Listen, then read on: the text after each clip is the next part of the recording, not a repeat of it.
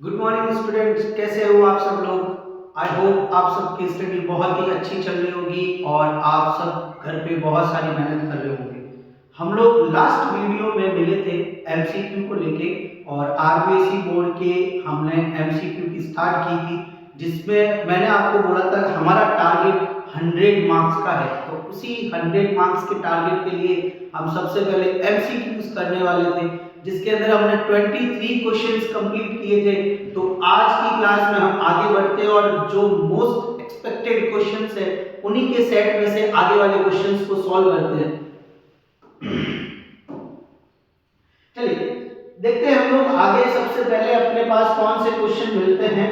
हमने 23 कंप्लीट किया था, तो हम 24 से स्टार्ट करते हैं और 24 नंबर क्वेश्चन जो है वो अपना 6 चैप्टर ट्रायंगल मतलब सिमिलरिटी के ऊपर बेस्ड है। सिमिलरिटी के अंदर हम लोग बीपीटी थ्योरम पढ़ते थे, कन्वर्स ऑफ बीपीटी थ्योरम पढ़िए।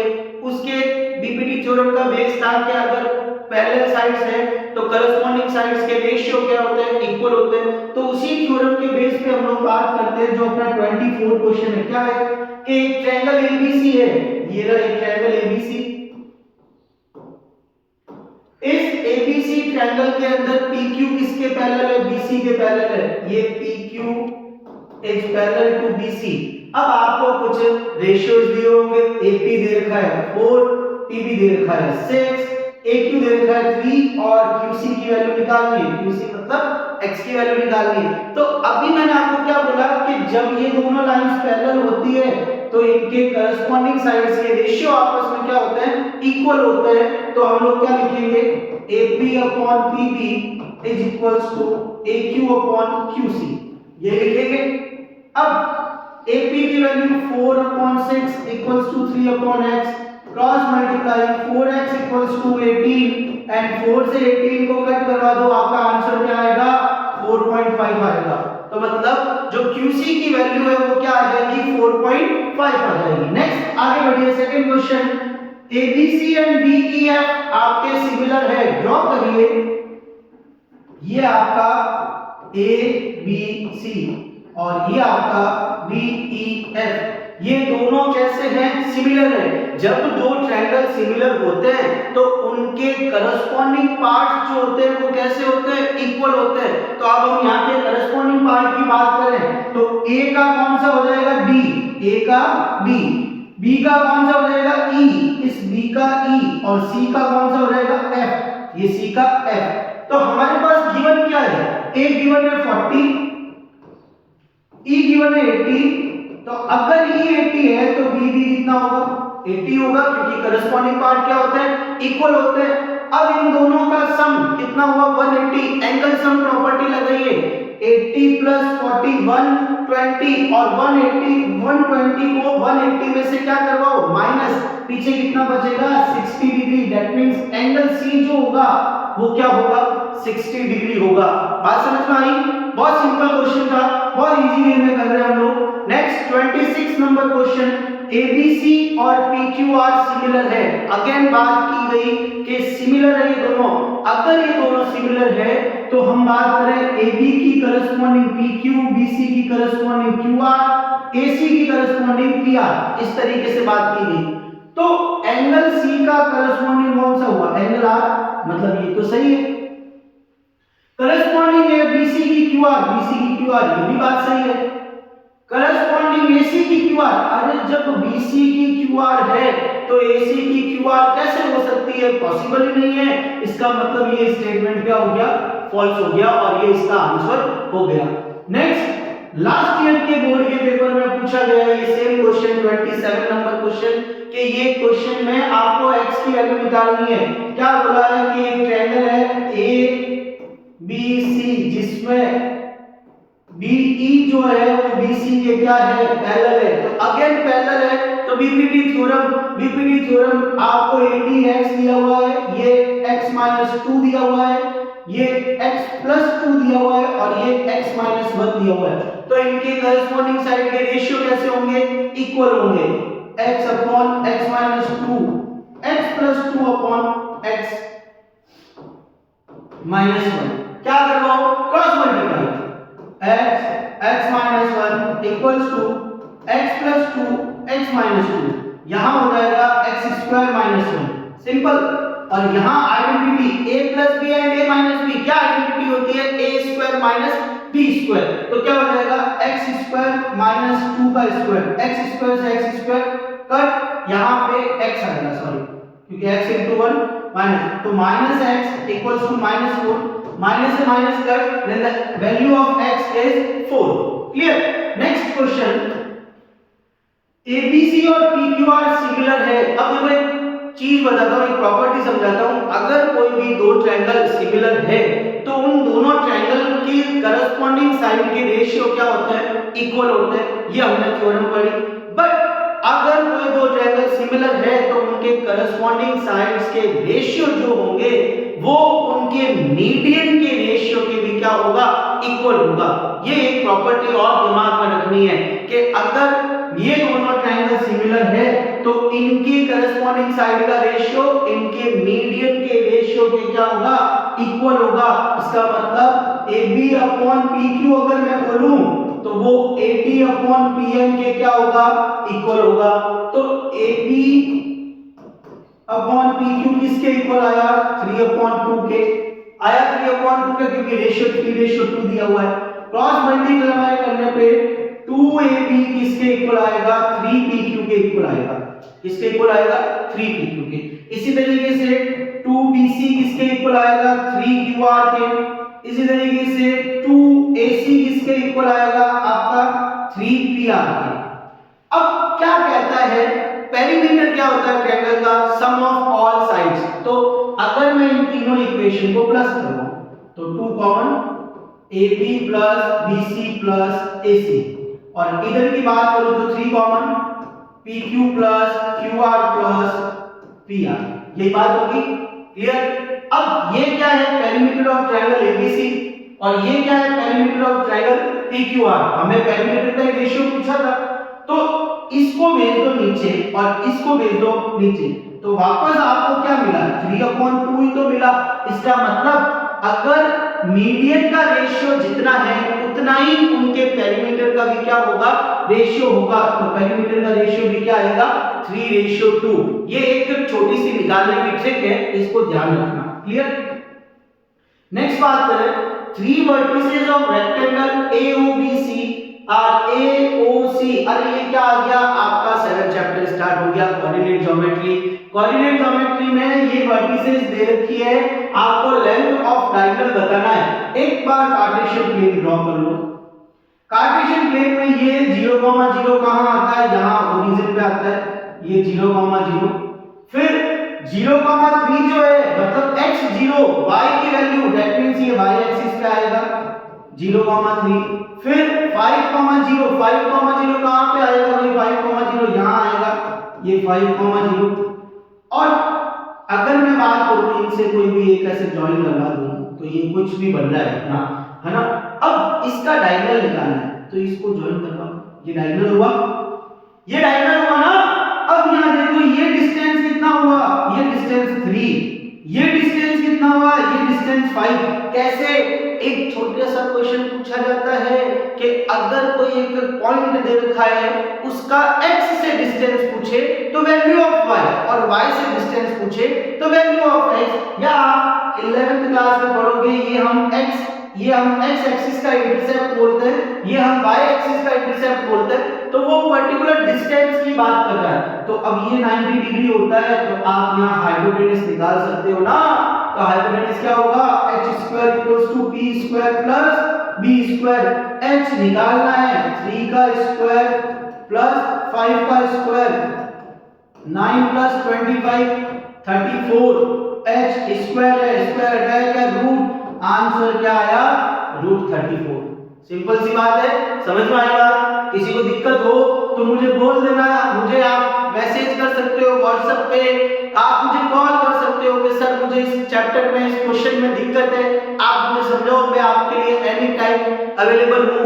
कभी भी कैसा भी क्वेश्चन है आप पूछ सकते हो। नेक्स्ट क्वेश्चन, कि the quadrilateral formed by the points this यहां पे ध्यान रखना -3 है, छोटा सा करेक्शन है, विल बी। अब ध्यान से देखो कि इन दोनों में y एक्सिस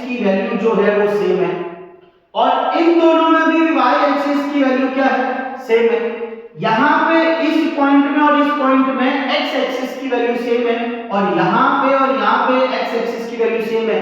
जब ऐसे कोऑर्डिनेट्स मिल जाए तो हमें सॉल्व करने की जरूरत नहीं है, वो सीधा सा क्या होता है, स्क्वायर होता है। सीधा क्या होता है, स्क्वायर। तो आप डायरेक्टली इसके आंसर पे जा सकते हो। क्लियर। नेक्स्ट 31 नंबर क्वेश्चन क्या है, जब भी कोई पॉइंट होता है उस पॉइंट में ये x होता है और ये y होता है। x को क्या बोला जाता है, एब्सिसा, और y को क्या बोला जाता है, ऑर्डिनेट। तो यहाँ क्या पूछा है आपको, ऑर्डिनेट। और तो ऑर्डिनेट क्या होगा, वही -3 y की वैल्यू हो गई ना। Next, the distance between two points this and this, distance निकालना है। डिस्टेंस फॉर्मूला क्या होता है, x2 x1 का whole square plus y2 y1 का होल स्क्वायर। यही तो होता है डिस्टेंस फॉर्मूला। ये क्या हो गया, x1 y1, ये क्या हो गया, x2 y2।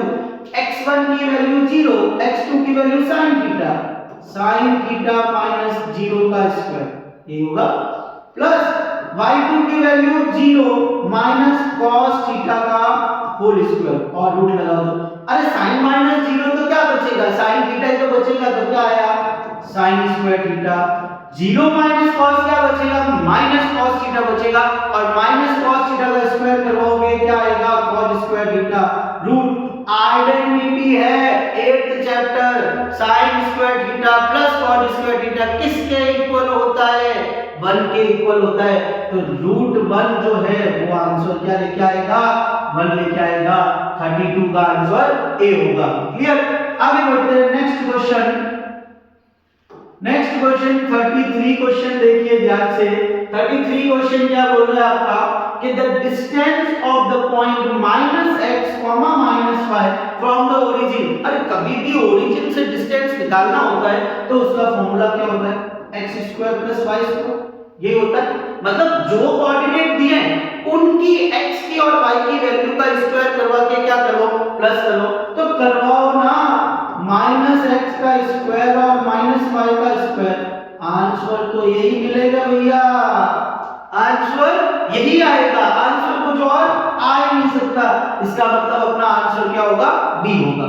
Next, coordinates of the origin are 0, 0, सबको ही पता है, इसमें तो कोई बताने वाली बात ही नहीं है, बहुत सिंपल सी चीज है। नेक्स्ट, चैप्टर 8 स्टार्ट हो रहा है यहां से, और ये चैप्टर 8 बच्चों को लगता है कि सर हमें नहीं आता है, हमारे लिए हार्ड पड़ता है। डरने की जरूरत नहीं है, यहाँ पे ध्यान से समझो, सब चीजें अच्छे से समझ में आएगी। टेबल पता होनी चाहिए। टेबल tan 45 होता है 1, cot 45 होता है 1, दोनों की वैल्यू 1 + 1 कितना आया, 2, answer is 2। Simple, clear. Next, tan theta = 1, अरे tan थीटा = 1 है, कब आता है tan में 1, कब आता है, 45 पे आता है।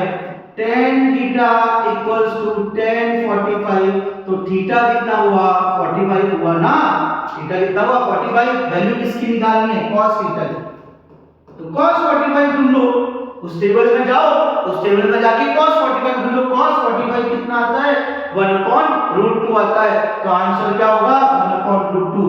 नेक्स्ट, sin 3x = 1, तो x क्या होगा, आ जाओ वापस यहाँ पे, sin 3x = 1। अरे मुझे बताओ ना कि sin में 1 कब आता है, sin में 1 आता है 90 डिग्री पे, तो sin कितना हुआ, 90। sin को sin से उड़ा दो, 3x = 90, x = 30, आंसर बी, इसका आंसर क्या होगा, 30।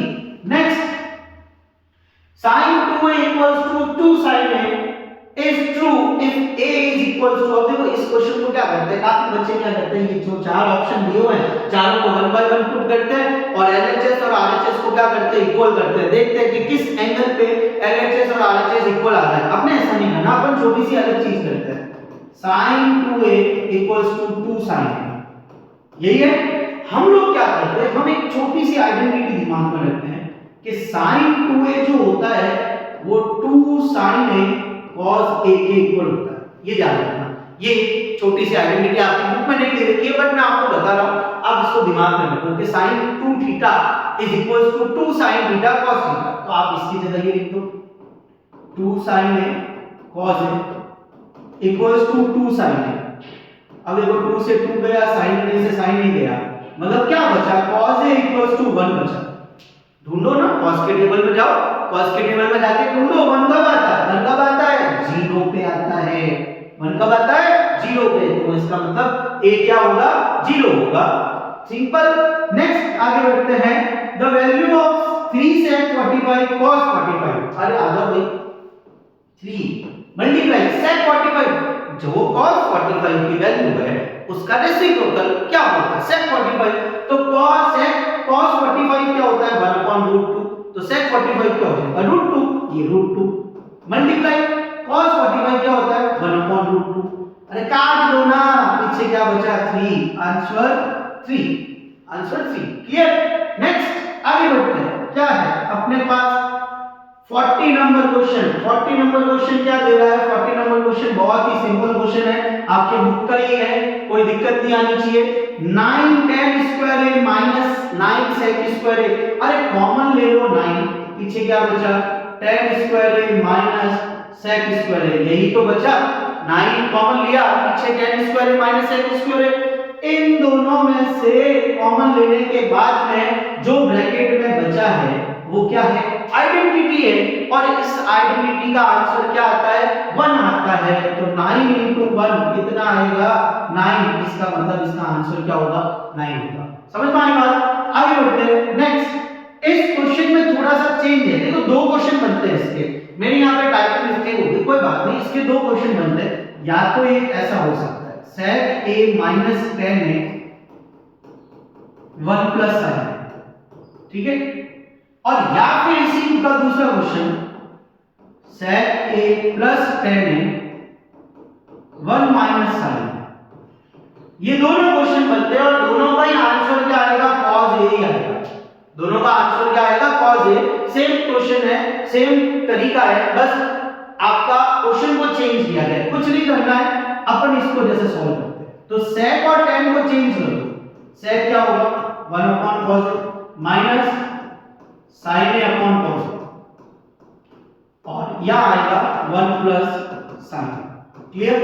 इधर क्या ले लो, एलसीएम, एलसीएम लिया, क्या आया LCM, cos a 1 minus sin और ये 1 प्लस sin।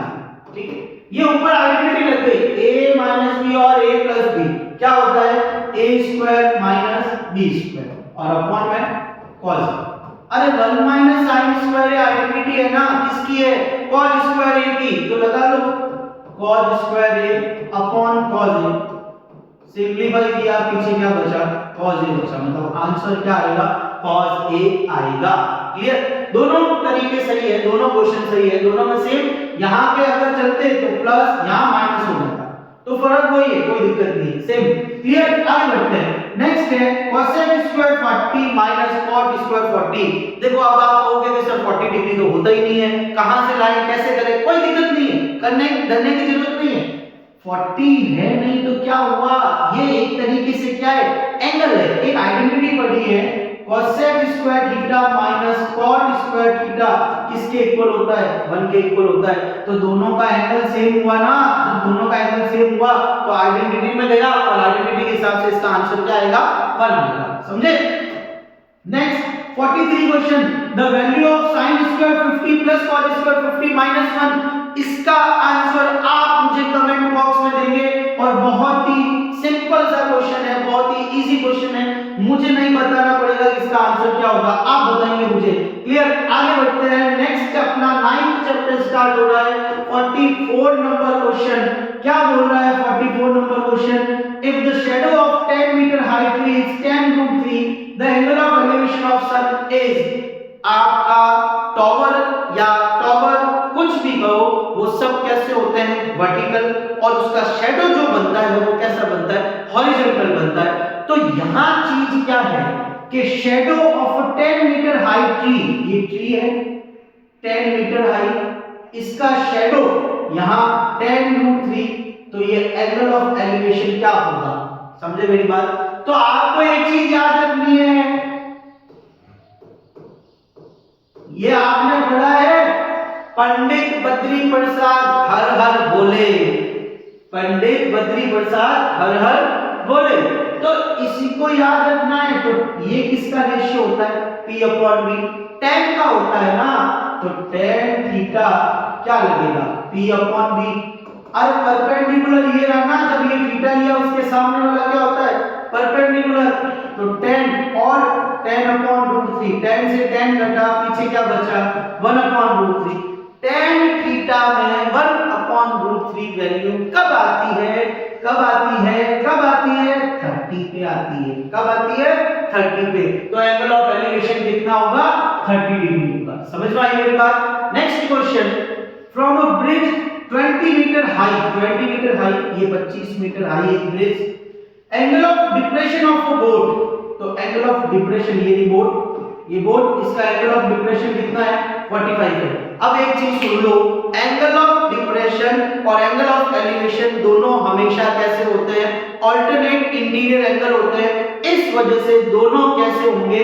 इक्वल होंगे, दोनों में कोई भी फर्क नहीं आएगा, दोनों सेम रहेंगे। अगर ये 45 तो ये भी कितना हुआ? 45। इसके सामने वाला क्या होता है? परपेंडिकुलर। ये क्या होगा? बेस।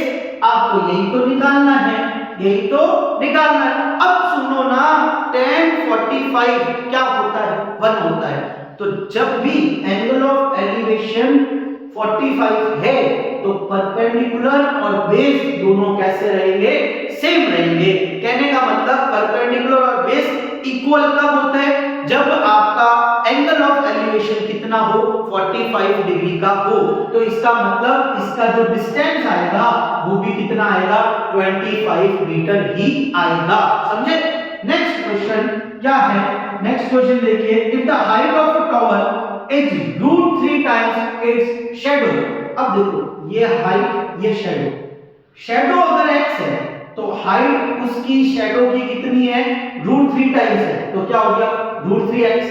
तो एंगल ऑफ एलिवेशन बताना है, मतलब ये थीटा बताना है। तो थीटा बताना है तो आराम से करो ना, परपेंडिकुलर अपॉन बेस करवाओ, √3x अपॉन x करवाओ, x से x कटा, पीछे क्या बचा? √3।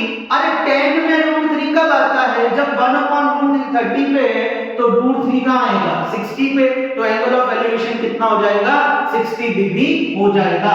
Next, if shadow of a tower is equal to its height, अभी बताया मैंने कि हाइट और शैडो इक्वल कब होते हैं? जब एंगल ऑफ एलिवेशन कितना होता है? 45 डिग्री होता है। समझ में आई बात? ये क्वेश्चन बहुत इंपॉर्टेंट क्वेश्चंस है जो आपको एग्जाम में मिलेंगे।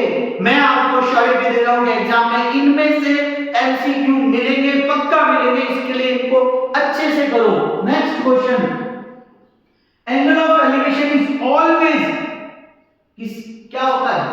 डिप्रेशन के क्या होता है? अभी बताया था, इक्वल होता है। क्या होता है? Equal. Angle of elevation is always to equal to the angle of depression. Next 49 number question, the ratio of length of vertical rod and its shadow is √3:1, angle of elevation of the sun is. अरे simple है ना, length of vertical rod और उसके shadow का ratio ये है, मतलब ये परपेंडिकुलर हुआ, ये बेस हुआ, तो क्या एंगल ऑफ एलिवेशन निकालना? तो √3/1। अरे √3/1, पीछे क्या बचेगा? √3 तो बचेगा। और √3 tan में कब आता है? 60 डिग्री पे आता है। इसका मतलब इसका आंसर क्या होगा? 60। ये क्वेश्चन यही था, ये क्वेश्चन जो है यही था, बस दोनों क्वेश्चन में लैंग्वेज का फर्क है। 46 और 49 जो हमने किया उन दोनों में लैंग्वेज का फर्क है। तो इस लैंग्वेज के फर्क को समझना है, आंसर सेम आ रहा है। क्लियर? नेक्स्ट बढ़ते हैं अपने हाफ सेंचुरी कंप्लीट करने के लिए 50 नंबर क्वेश्चन पे। 50 नंबर क्वेश्चन क्या है? अपना 10th चैप्टर से रिगार्डिंग है। 10th चैप्टर क्या बोलता है? The maximum tangent lines drawn from outer point of a circle. एक सर्कल के बाहर एक पॉइंट है, उससे कितने मैक्सिमम टेंजेंट ड्रॉ किए जा सकते हैं? तो देखो, सर्कल के बाहर एक पॉइंट है, उससे 2, सर्कल के ऊपर है उससे 1, सर्कल के अंदर है उससे 0, और सर्कल के खुद के ऊपर कितने किए जा सकते हैं? इनफाइनाइट टेंजेंट ड्रॉ किए जा सकते हैं। ये बात आप छोटी छोटी चीजें इस चैप्टर की दिमाग में रखना। तो मैक्सिमम टेंजेंट कितने होंगे, इसमें 2 होंगे। दूसरा रेडियस और टेंजेंट, जैसे आपने देखा होगा कि ये टेंजेंट है, ये टेंजेंट, तो ये टेंजेंट आपके सर्कल की रेडियस के क्या होता है, परपेंडिकुलर होता है। मतलब इन दोनों के बीच में कितने डिग्री का एंगल बनता है, 90 डिग्री का एंगल बनता है। और इसी को क्या बोला जाता है, पॉइंट ऑफ कांटेक्ट बोलते हैं। क्या बोलते हैं, पॉइंट ऑफ कांटेक्ट। ये रेडियस है, ये टेंजेंट है, और ये जहां पे पॉइंट करता है, टच करता है, उसको बोलते हैं पॉइंट ऑफ कांटेक्ट। तो अपना 51 क्वेश्चन क्या है, angle between radius of circle and tangent. Tangent और रेडियस के बीच में क्या एंगल होगा, 90 डिग्री एंगल होगा। समझ में आई बात। Next, if two circle touch each other externally then how many common tangents there have. अच्छा क्वेश्चन है, बहुत अच्छा क्वेश्चन है। ये दो सर्कल है, एक दूसरे को एक्सटर्नली टच कर रहे हैं, तो इनके कितने कॉमन टेंजेंट होंगे। देखो कॉमन टेंजेंट एक तो ये बनेगा, एक ये बनेगा, दो तो हो गए, और एक ये बनेगा। तो कितने कॉमन टेंजेंट होंगे, 3 कॉमन टेंजेंट होंगे। ये 3 कॉमन टेंजेंट होंगे। Next, the tangents drawn at the end of the diameter of circle are mutually. देखो सर्कल का ये डायमीटर है, ये सर्कल का डायमीटर है, तो एक टेंजेंट आपने यहां ड्रॉ किया, एक टेंजेंट यहां ड्रॉ किया। ये दोनों टेंजेंट एक दूसरे के क्या होंगे, हमने क्या पढ़ा था कि रेडियस 90 बनाती है, रेडियस 90 बनाती है। जब ये दोनों एंगल इक्वल है, मतलब अल्टरनेट एंगल इक्वल है, तो लाइंस कैसी होती है, पैरेलल होती है। इसका मतलब ये म्यूचुअली क्या होंगे, पैरेलल होंगे। और ये प्रूव दैट का क्वेश्चन आपके बुक की एक्सरसाइज में भी दिया हुआ है। क्लियर। नेक्स्ट बात करें, radius of circle is 5 centimetre.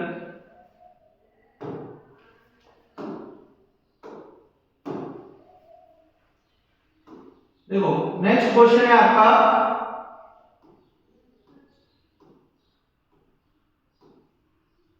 Question number 54, radius of circle is 5 centimetre and area of sector formed by arc of length 9 centimetre of this circle is. मतलब आपको क्या, ये 11 चैप्टर आ गया अपना एरिया रिलेटेड टू सर्कल। आपको radius दे दी है 5 और लेंथ ऑफ एन आर्क दे दिया 9, और आपको सेक्टर का एरिया निकालना है। किसका एरिया निकालना है, सेक्टर का एरिया। तो अब आप कहोगे सर सेक्टर का एरिया का फार्मूला होता है theta upon 360 pi r square. पर सर इसमें थीटा जैसा तो कुछ दिया हुआ ही नहीं है। कोई बात नहीं, जब थीटा नहीं दिया हुआ है तो हमें यहां लेंथ ऑफ एन आर्क दे दी है, और हमारे पास एक फार्मूला है half into L into r. ये किसका फार्मूला है, लेंथ ऑफ एन आर्क का फार्मूला है। और लेंथ ऑफ एन आर्क का, सॉरी ये एरिया ऑफ सेक्टर का फार्मूला है किसके रेस्पेक्ट में, जब लेंथ ऑफ एन आर्क और रेडियस दी हुई हो। तो अब आप सॉल्व करो, हाफ इंटू 9 इंटू 5, आपका ये 4.5 है, और 4.5 और 5 का क्या करवा दो, मल्टीप्लाई करवा दो, तो आपके पास आंसर आ जाएगा 22.5। ये आपका आंसर हो जाएगा। क्लियर, बात समझ में आई मेरी। इस तरीके से क्वेश्चन को सॉल्व किया जाए। Next, find the area of quadrant of a circle whose circumference is 178। Circumference किसका, सर्कल का। तो सर्कल का सर्कमफ्रेंस क्या होता है, 2 pi equals to 178, r equals to 178 upon 2 pi, क्योंकि पहले तो रेडियस निकालोगे। तो 178 अपॉन 2 into 22 into 7, काट दो, कट दो, जितना काट रहे हो उतना काट दो, जितना काट सकते हो उतना काट दो। आपका जो भी कटेगा ये मेरे हिसाब से 89 टाइम कटेगा, है ना। अब इसको आप मल्टीप्लाई करो, डिवाइड करो, उससे आपकी क्या निकलेगी, रेडियस निकलेगी। जब आपके पास रेडियस आ जाएगी तो रेडियस आने के बाद में आप एरिया ऑफ क्वाड्रेंट निकाल सकते हो या नहीं निकाल सकते, एरिया ऑफ क्वाड्रेंट निकाल सकते हो ना। क्या निकालोगे एरिया ऑफ क्वाड्रेंट, फॉर्मूला क्या होता है, पाई आर स्क्वायर अपॉन 4। यहां से आपको क्या मिल जाएगी, रेडियस, और यहां से रेडियस आने के बाद में आप क्या निकाल लोगे, एरिया ऑफ क्वाड्रेंट। तो आप इसका आंसर मुझे कमेंट बॉक्स में बताओगे कि सर सॉल्यूशन करने के बाद में ये आंसर आया मेरा। क्लियर। नेक्स्ट बढ़ते आगे, the value of angle each quadrant of a circle. Circle के क्वाड्रेंट के एंगल की वैल्यू कितनी होती है? अरे एक बात बताओ, ये सर्कल है, इस सर्कल के अंदर 4 क्वाड्रेंट बनते हैं, तो सर्कल में 4 क्वाड्रेंट बनेंगे, पूरा सर्कल का एंगल कितना होता है 360, तो उसको 4 से डिवाइड कर लो तो हर एक का कितना होगा एंगल 90 90 90, मतलब क्वाड्रेंट का एंगल कितना होगा 90 डिग्री होगा। बात समझ में आई मेरी? क्लियर है? आगे बढ़ते हैं, क्या बोल रहा है आपको 57 नंबर क्वेश्चन देखिए। 57 नंबर क्वेश्चन क्या है? बहुत अच्छा क्वेश्चन है, बहुत इंपॉर्टेंट क्वेश्चन है, बहुत ज्यादा इंपॉर्टेंट है। If the circumference of a circle and perimeter of a square are equal, अरे circumference of a circle 2 pi r, perimeter of a square 4 into side, यही होता है, दोनों इक्वल दिए हुए हैं, तो थोड़ा सा इससे काम चलाते हैं। इसको मैंने 4 को नीचे भेज दिया, ये कट गया, तो साइड की वैल्यू क्या आ गई मेरे पास पाई आर अपॉन 2 के। बात समझे? अब मुझे क्या बोला है, ratio of their area will be, इन दोनों के एरिया का रेशियो निकालना है, तो सर्कल का एरिया पाई आर स्क्वायर और स्क्वायर का एरिया साइड स्क्वायर। समझ? अब मेरे पास वैल्यू तो किसी की है नहीं, कोई बात नहीं ना, तो पाई आर स्क्वायर रहने दो, साइड की वैल्यू हमने निकाली थी, क्या निकाली थी पाई आर अपॉन 2 से, तो पाई आर अपॉन 2 और उसका क्या करवाओ स्क्वायर, पाई आर स्क्वायर, जब इसका स्क्वायर करवाओगे पाई स्क्वायर आर स्क्वायर, और ये 4 कहां चला जाएगा ऊपर, 2 का स्क्वायर 4 ऊपर, देखो आर स्क्वायर से आर स्क्वायर कट, 1 पाई से 1 पाई, क्या बचा 4 अपॉन पाई, पूरी वैल्यू पुट करो, 7 ऊपर पाई का, ये 2 टाइम, ये 11 टाइम, तो 7 टू द 14 और 11 क्या रेशियो आएगा 14 रेशियो 11 आएगा। तो मतलब जब ऐसा क्वेश्चन दे दे तो आपको थोड़ा इस तरीके से सॉल्व करवाना पड़ेगा। क्लियर? आगे बढ़ते हैं, next question, radius of circle is this, circumference will be, आप निकाल सकते हो आराम से, सर्कल का सर्कमफ्रेंस क्या होता है 2 पाई r होता है, इसका मतलब आपको रेडियस दी हुई है, वैल्यू पुट करनी है, कैलकुलेट करवाना है, आंसर निकाल के कमेंट बॉक्स में बताना कि सर 58 का आंसर ये आ रहा है, आप मुझे इसका आंसर बताएंगे। Next, if the area of sector of a circle is 1/12 of area of circle, area of sector of circle क्या होता है formula theta upon 360 pi r square, ये होता है फॉर्मूला। इसका ये जो है 1/12 है किसके पाई आर स्क्वायर, क्वेश्चन में तो यही बोला है ना, area of sector 1/12 of area of circle, तो 1/12 मतलब उसका 1/12 पार्ट, पाई से पाई कट, आर स्क्वायर से आर स्क्वायर कट, मतलब थीटा अपॉन 360 किसके इक्वल बचा 1/12 के, थोड़ा सा क्रॉस मल्टीप्लाई करवा दो, 360 थीटा इक्वल्स टू 12 से 360 कटा 30, मतलब आंसर कितना आया 30 डिग्री आया। समझ में आई बात? नेक्स्ट बढ़ते हैं आगे, क्वेश्चन 60 नंबर क्वेश्चन पे आ गए। The distance covered by a wheel of diameter 14 cm in one revolution, अब समझो व्हील क्या होता है, सर्कल के शेप में होता है, जब व्हील घूमता है तो व्हील का एरिया कंसीडर नहीं होता, व्हील का सर्कमफ्रेंस कंसीडर होता है, क्योंकि कोई भी चीज घूमेगी तो उसकी आउटर कवरिंग घूमेगी, उसके एरिया से कोई लेना देना नहीं है। तो व्हील ने एक रिवॉल्यूशन में कितना डिस्टेंस कवर किया, तो एक रिवॉल्यूशन मतलब उसका सर्कमफ्रेंस निकालो। अब सर्कमफ्रेंस निकालना है तो रेडियस क्या दे रखी है आपकी, डायमीटर की हाफ, डायमीटर की हाफ मतलब r 14/2 कितना हो गया 7 हो गया। जब आपको 7 मिल गया तो आप अब सर्कमफ्रेंस का फार्मूला लगा दो 2 पाई r, 7 से 7 काट दो, पीछे क्या बचा 44, मतलब आपका जो एक रिवॉल्यूशन में डिस्टेंस होगा वो कितना होगा 44। अगर यहाँ 10 रिवॉल्यूशन पूछता तो 44 इनटू क्या करवाते 10 करवाते, आपको 440 मिल जाता आंसर। क्लियर? आगे बढ़ते हैं नेक्स्ट क्वेश्चन की तरफ, क्या है अपने पास 61 नंबर क्वेश्चन।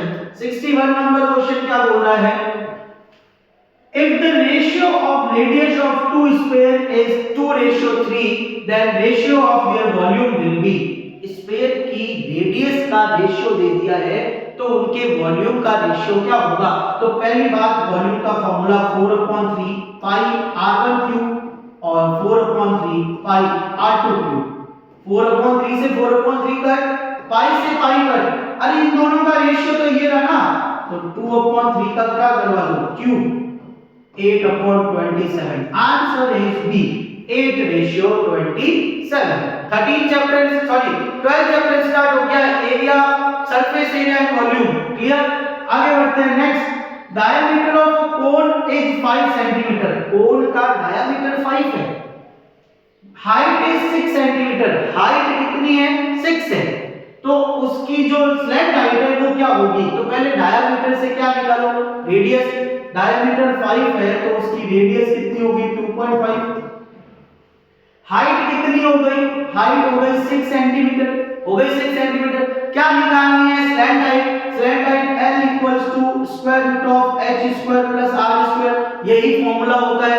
वैल्यूज पुट करवाओ, वैल्यूज पुट करवाई तो 6 का स्क्वायर प्लस 2.5 का स्क्वायर, ये कितना हो गया 36 प्लस ये कितना हो जाएगा 6.25 42.25, ये कितना आया 42.25। इसका परफेक्ट स्क्वायर रूट नहीं निकलता है, 42.25 का आपका डेसिमल में निकलेगा। अब डेसिमल में निकालना है तो आपको निकालना पड़ेगा डेसिमल में। कैसे निकालोगे उसको पर्टिकुलर इस तरीके से, 42 से छोटा स्क्वायर ढूंढिए। 42 से छोटा स्क्वायर कौन सा आता है 36, किसका आता है 6 का, तो ये 6 यहाँ 6, इसका मतलब इसका आंसर क्या होगा 6.5, क्या होगा 6.5 क्लियर। आगे बढ़ते हैं। If the height of the cylinder is 11, CSA is this, radius of the cylinder will be, height दे दी है, रेडियस निकालनी है, CSA दे दिया है किसका सिलेंडर का 2πRh, किसके इक्वल 968 के इक्वल, यही होगा। आप रेडियस को छोड़ के बाकी सबको डिवाइड में भेज दो, ये बाकी सबको डिवाइड में भेज दिया, जिसकी जो वैल्यू है वो पुट करवा दो 968/2 into 22 into 7 और h कितना है 11। अब इनको काट दो, सबको अपने अपने हिसाब से काट दो। 2 से इसको काट दिया तो 4 और फिर 8 और फिर 4 into 7 22 into 11, 22 से काट दो इसको, ये कट जाएगा आपका 4 टाइम और 7 into 11, फिर ये 4 टाइम तो 28। आपका पर्टिकुलर कैलकुलेशन चेक करो, आपका क्या है 22 से ये 4 और ये 4 और 11 से ये 4 टाइम 28 आंसर आएगा। यहाँ पे देखना कहीं नहीं है तो 28 आंसर आएगा, कैलकुलेशन सही है अपनी। Next, if the side of a cube is 2 centimetre then its perimeter will be, perimeter cube का पेरीमीटर, सर क्यूब का पेरीमीटर क्या होगा, क्यूब का पेरीमीटर कैसे पता करोगे आप, क्यूब का पेरीमीटर क्या होगा, कोई बता सकता है मुझे? क्यूब के पेरीमीटर का आंसर कोई दे सकता है कि जब उसकी साइड, ये क्यूब ऐसा होगा, ये क्यूब है ठीक है, और इसकी साइड 2 2 2 दे रखी है, तो इसका पेरीमीटर क्या होगा, ये कोई बता सकता है मुझे? इसका आंसर आप कमेंट बॉक्स में दे सकते हैं क्या मुझे कि 64 का सर आंसर ये होगा, कि इसके पेरीमीटर का आंसर ये होगा, कोई दे सकता है? देना मुझे अगर किसी को आता है, वरना मैं नेक्स्ट क्लास में इसका आंसर आपको बताऊंगा, क्योंकि मुझे लगता है कि आप लोग इसका आंसर आराम से दे सकते हैं। बहुत इजी है, डायग्राम मैंने बना के दे दिया, साइड्स मैंने यहाँ लिख दी, आपको इसका पेरीमीटर ही तो बताना है, पेरीमीटर ही तो बताना है। Next, the formula for the length of the diagonal of a cube, diagonal of a cube का फॉर्मूला क्या होता है? आपका डायगोनल ऑफ अ क्यूब का फॉर्मूला होता है L√3, L मतलब side of the cube, side of the cube, और उसको √3 से मल्टीप्लाई करो तो वो आपका formula of the diagonal of the cube आएगा। Next, if the surface area of square is this then volume will be, तो देखो सरफेस एरिया ऑफ स्क्वायर पूछा है, sorry surface area of square दिया हुआ है और वॉल्यूम पूछा है, तो पहले उससे आप क्या निकालो रेडियस। सरफेस एरिया क्या होता है 4πr स्क्वायर का, 324 पाई दिया हुआ है, तो पाई से pi cut, r square equals to 4 से काट दो, r square equals to 81, square काट दिया 9, मतलब आपका रेडियस कितनी आ गई 9। अब आपको क्या निकालना है वॉल्यूम, वॉल्यूम क्या होता है 4/3πr3, तो आप देखो 4/3 पाई को पाई रखना है क्योंकि आंसर में भी पाई है, into 9 into 9 into 9, ये कट गया 3 टाइम ठीक है, 9 9 का कितना हुआ 81 into पाई और 4 3 का कितना हुआ 12 इनको मल्टीप्लाई करवाओ, आपको क्या मिल जाएगा, आंसर मिल जाएगा। बहुत ही सिंपल सी कैलकुलेशन बेस्ड क्वेश्चन था, कोई दिक्कत नहीं होनी चाहिए। Next 67, total surface area of cube is this. Cube का टोटल सरफेस एरिया, क्यूब का टोटल सरफेस एरिया क्या होता है, 6a²। कितना दिया हुआ है, 1014। आपको साइड बतानी है, तो a² = 1014 डिवाइड बाय 6। इसको डिवाइड करवा दो, कितनी टाइम कटेगा, a² 1 टाइम्स 6, फिर 4 बचा 41, तो 41 आपका 6 जा 36, फिर 5 9 का, तो स्क्वायर हटाया रूट लगा मतलब 13, तो इसका आंसर क्या आएगा, 13 मीटर आएगा। समझ में आई बात? बहुत सिंपल क्वेश्चन आ रहे हैं, ऐसे क्वेश्चन आपको करने चाहिए। Diameter of a sphere is 6 centimetre. Sphere का डायमीटर कितना है, 6। Volume of the sphere will be, diameter 6 है तो रेडियस क्या होगी, 6/2 3। किसका वॉल्यूम, वॉल्यूम 4/3 पाई r³, तो 4/3 पाई 3 का क्यूब, 4/3 पाई 27 कट गया 9 36 पाई, तो आंसर है 36 पाई। समझ में आई बात? नेक्स्ट मिलते हैं next question. A hemisphere is placed on a cubical block of side 7 centimetre. एक क्यूब है, उस क्यूब के टॉप पे एक हेमिस्फीयर रख दिया गया है ऐसे, और इस क्यूब की साइड जो है वो 7 सेंटीमीटर है, तो इस आपके हेमिस्फीयर का मैक्सिमम डायमीटर क्या होगा। अरे मैक्सिमम डायमीटर क्या होगा, ये मैक्सिमम होगा, जितना क्यूब है उतना ही उसका मैक्सिमम डायमीटर हो सकता है, तो मैक्सिमम डायमीटर कितना होगा, 7 सेंटीमीटर ही होगा। बात समझ में आई? और ये क्वेश्चन वेरी इंपॉर्टेंट क्वेश्चन है, वेरी इंपॉर्टेंट क्वेश्चन है, ध्यान से सुन लेना। Next question number 70। Question number 70 की बात करें, क्वेश्चन नंबर 70 क्या है आपके पास, if the diameter and height of a cylinder and a cone are equal, then what is the ratio of their volume. क्या बोल रहा है, diameter and height of a cylinder and a cone are equal, तो what is the ratio of their volume. जब diameter equal है तो उनकी radius भी क्या होगी, इक्वल, हाइट भी उनकी क्या है, इक्वल, तो दोनों के वॉल्यूम का रेशियो, तो वॉल्यूम का रेशियो सिलेंडर का वॉल्यूम पाई आर स्क्वायर है, आपका इसका कोन का वॉल्यूम 1/3 पाई आर स्क्वायर है। ये सब कट गए तो 3 ऊपर आ गया, तो रेशियो क्या होगा, 3:1। समझ में आई बात? तो आज की क्लास में हमने 70 एमसीक्यू तक कंप्लीट किए हैं। यहां तक के सारे क्वेश्चन आप अच्छे से प्रिपेयर कर लो। हम लोग नेक्स्ट क्लास में जब मिलेंगे तो इसके आगे जो 30 क्वेश्चन बचे हुए हैं उनको हम कंप्लीट करेंगे, और उनके बाद में हम एक 100 एमसीक्यू का और सेट लेके आएंगे।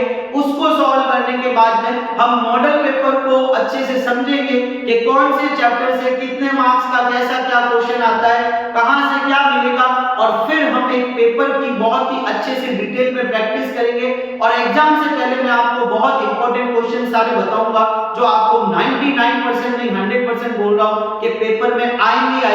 तो आप मेरे साथ इस वीडियो को ज्यादा से ज्यादा सब्सक्राइब करो, लाइक करो, शेयर करो, सबको बोलो। क्या आपको अगर अच्छे से मैथ्स पढ़नी है तो आप वीडियो देखें और अच्छे से अच्छे जो क्वेश्चन के आंसर मैं कमेंट में पूछ रहा हूं वो आप कमेंट करें, और लोगों को इंफॉर्मेशन दे कि ये ऐसी वीडियो है, इसको आप ज्यादा से ज्यादा देखो। और कोई डाउट है तो आप मेरे नंबर दिए हुए हैं 7877866705, इस पे आप मुझे कॉल करो और मुझे पूछ सकते हो कि सर मुझे डाउट है या मुझे ये चैप्टर की वीडियो चाहिए, आप मुझे इस चैप्टर की वीडियो बना के दीजिए, तो मैं वो चैप्टर समझाऊंगा। आप पढ़ें और घर पे बहुत ज्यादा तैयारी करें। आप मेरे साथ जुड़े रहिए, आपको इंप्रूवमेंट 100% मिलेगा। धन्यवाद।